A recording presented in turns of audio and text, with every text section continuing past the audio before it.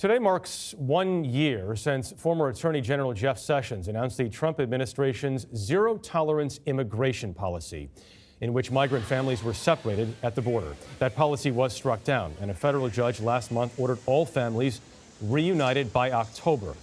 Tonight, in our continuing series, Separated and Counting, Manuel Bojorquez has the reunion of a father and daughter who were apart for 326 days.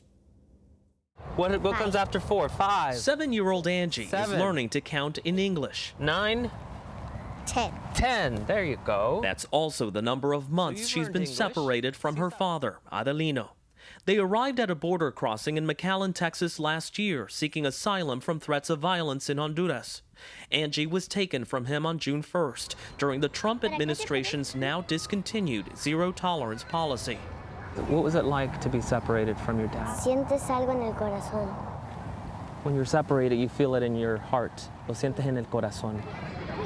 The only parent she knew, Adelino, who had been raising her as a single parent, could request to be reunited, but only at the risk of putting her back in detention. Tanto tiempo, no abrazaba yo a mi hija. After all this time, hugging my daughter is what's most important, he says. It's all I can think about. The organization Immigrant Families Together has now stepped in, paying Adelino's bond so he could be released from detention in California. The next day, he flew to Texas to see her again. Mi sueño se hizo realidad. Your dream is going to become true. Sí. Que lo vas a ver otra vez, that you'll see him again. We were with her as she headed to the airport. And as 326 days apart finally came to an end.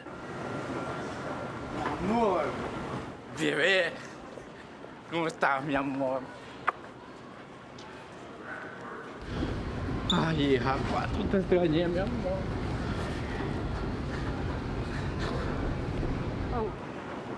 Ay, que te quiero mucho, bebé. Si yo que ya tengo 40 años. If I, at 40 years old, got to feeling like I was going crazy, the suffering at her tender age, her young mind, I can't even imagine, he says. Pero ahora ya estamos juntos, amor. Ya nadie lo va a separar. You did not want to let him go. ¿Por qué? Porque no he estado tantos días con él. Your concern now is how to talk to her about what happened. Cuando a mí me separaron de ella. When they separated her from me, she was asleep in my arms. I don't think she even knew what happened. At least now, the healing process can begin. Manuel Bojorquez, CBS News, Houston.